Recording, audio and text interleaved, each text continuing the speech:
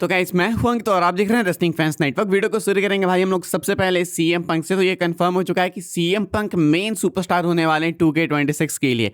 Cover star तो मैं नहीं बोलूंगा, लेकिन शोकेस मोड सीएम पंक के ऊपर ही होने वाला है। अपडेट क्या है प्रॉपर मैं आपको बता देता हूँ। ये अपडेट कल रात को एक्चुअली निकल के सामने आई एंड यहाँ पे बताया गया कि CM Punk will be the star for the WWE 2K26 showcase mode. यहीं पे अपडेट खत्म नहीं होती है, इसको एक्सपैंड किया जाता है एंड ये कहा जाता है कि सीएम पंक के करियर के कुछ फेवरेट मैचेस इस वाले शोकेस मोड में होने वाले हैं। कहा जा रहा है कि एक व्हाट इफ सिनेरियो भी शोकेस मोड में आपको देखने को मिलेगा, जो कि ऐसा कुछ होने वाला है कि अगर सीएम पंक 2014 में WWE लीव नहीं करते तो 14 से लेके 23 तक में क्या कुछ हो सकता था, ये भी शोकेस मोड में आप खेल सकते हो। फैंटेसी मैचेस होंगे सीएम पंक के ड्रीम अपोनेंट्स के खिलाफ, जिसके साथ सीएम पंक का कभी भी मैच हुआ नहीं। तो बेसिकली शोकेस मोड में सीएम पंक ही सीएम पंक होने वाले हैं। तीन चीजें हैं, एक तो सीएम पंक के फेवरेट मैचेस, दूसरा सीएम पंक के ड्रीम मैचेस एंड तीसरा एक व्हाट इफ सिनेरियो है कि अगर सीएम पंक WWE लीव नहीं करते 2014 में तो क्या कुछ होता। तो ये कुछ है भाई सीएम पंक एंड 2K26 को लेके मेजर अपडेट। बहुत ही जल्दी WWE वाले अनाउंस कर देंगे कवर आर्ट वगैरह भी।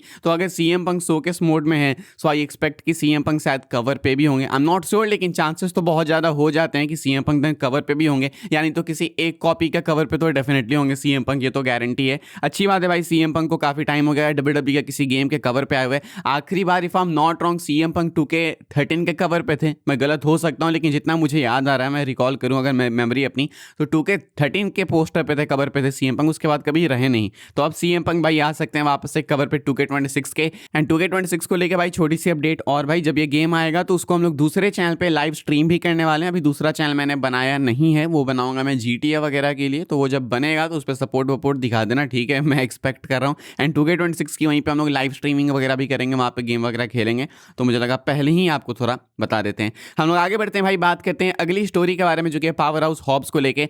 पावर हाउस हॉब्स का नाम WWE वाले बदलने वाले हैं एंड आई होप बदल दे भाई, नहीं तो फिर से मैं हूप्स बोलूंगा तो तुम लोग फिर मुझे पकड़ लोगे कि हॉब्स को हूप्स बोल रहा है।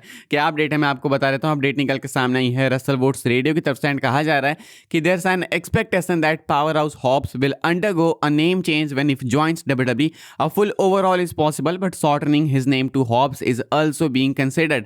कहा जा रहा है कि WWE वाले कंसिडर कर रहे हैं कि पावर हाउस हॉब्स का नाम बदलेंगे जब ये WWE में आएगा तो। एंड कुछ नया नहीं होगा, WWE वाले करते हैं ऐसा, या तो कंप्लीट भी नाम बदल सकते हैं बिल्कुल पावर हाउस हॉब्स के जो पूरा नाम है यही हटा सकते हैं, या नहीं तो सिंपल हॉब्स भी कर सकते हैं। ये दोनों चीज़ें कंसीडर की गई है। आई थिंक हॉब्स करना ज़्यादा बेटर होगा, मतलब ईजी टू रिमेंबर होगा एंड पीछे की छवि भी एक हो जाएगी। लेकिन ऐसा भी आप एक्सपेक्ट कर सकते हो कि WWE वाले पूरे नाम को ही बदल दें। तो ये कुछ कहना है रसल वोट्स का कि पावर हाउस हॉब्स ये नाम आपको WWE में तो नहीं देखने को मिलेगा, या तो हॉब्स हो जाएगा नहीं तो कंप्लीट ही कुछ चेंज हो जाएगा। आगे बढ़ते हैं भाई, हम लोग बात करते हैं अगली स्टोरी के बारे में, जो कि मंडे नाइट रॉ को लेके। भाई WWE ने कुछ मेजर चेंजेस किए हैं मंडे नाइट रॉ के फॉर्मेट में। ये रसल वोट्स की अपडेट है, वो मैं आपको बता देता हूं। कहा जा रहा है कि WWE quietly changes Raw's format to improve show's flow. The company has begun cutting back on commercial breaks during the show. The goal is to improve pacing and keep viewers engaged without constant interruptions. The fans have been asking for this and WWE is finally listening. The change reportedly started on Monday's episode.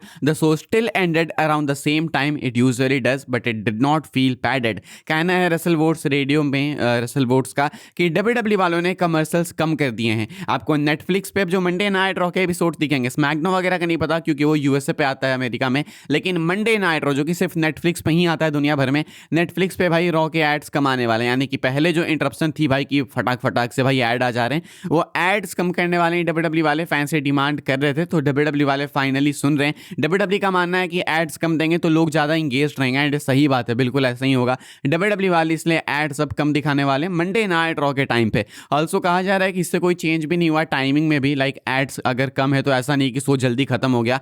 Ads कम होने के बावजूद भी show जो है regular time पे ही खत्म हुआ था एंड ये पिछले रॉ के एपिसोड से इन्होंने एक्सपेरिमेंट करना चालू किया है एंड आगे भी यही कुछ प्लान होने वाला है, फिलहाल बताया जा रहा है। आगे बढ़ते हैं भाई, हम लोग बात करते हैं अगली स्टोरी के बारे में एंड फ्राइडे नाइट स्मैकडाउन की बात करेंगे।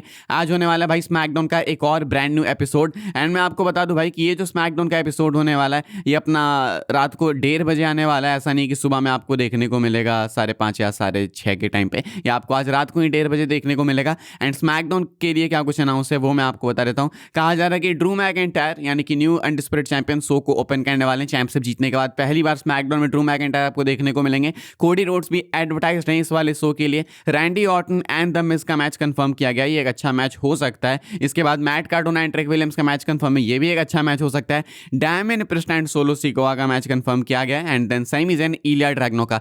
तो 4 सिंगल्स मैचेस इन्होंने कंफर्म किए हैं। कोडी रोड्स एडवर्टाइज्ड हैं, ड्रू मैकइंटायर अपीयर होने वाले हैं, तो ये तो मोस्ट लाइकली सेम सेगमेंट में ही आने वाले हैं, इसमें तो कोई डाउट नहीं होना चाहिए। तो फिलहाल ये कुछ है भाई स्मैकडाउन को लेकर कंफर्मेशन, ये कुछ अनाउंस्ड है फ्राइडे नाइट स्मैकडाउन के लिए। रात को 1:30 बजे आने वाला है शो एंड सुबह में 4:30 में खत्म होने वाला है। 3 घंटे का ना स्मैकडाउन, तो 4:30 में खत्म होगा। आगे बढ़ते हैं भाई, हम लोग बात करते हैं अगली स्टोरी के बारे में, जो कि Cody Rhodes and Drew McIntyre को लेकर। कोडी रोड्स ने भाई मैकइंटायर से टाइटल हारने के बाद स्मैकडाउन में मैकइंटायर को लाइव इवेंट में हरा भी दिया। अभी कोडी एंड मैकइंटायर का लाइव इवेंट में मैच हुआ, टाइटल मैच, एंड यहाँ पे इस मैच में कोडी रोड्स मैच को जीतते हैं। बस अंतर यहाँ पे ये है कि कोडी रोड्स डिस्क्वालिफिकेशन से जीतते हैं, इसीलिए वो चैंपियन नहीं बने, वरना कोडी रोड्स अगर डिस्क्वालिफिकेशन से नहीं जीतते हैं तो वो चैंपियन भी बन जाते हैं। अब देखो यहाँ पे ज़्यादा कोई दिक्कत है नहीं, लेकिन एक क्वेश्चन मैं डेफिनेटली पूछना चाहूँगा WWE से कि क्या आप ऐसा दिखाना चाहते हो कि मैकइंटायर गलती से चैंपियन बन गया एंड वो इस टाइटल को डिफेंड भी नहीं कर सकता है ढंग से? क्योंकि दिख तो यही रहा है कि अगर आप मैकइंटायर को चैंपियन बनने के बाद भी हरा दे रहे हो, डिस्क्वालिफिकेशन से हराओ या कैसे भी हरा तो दिया आपने,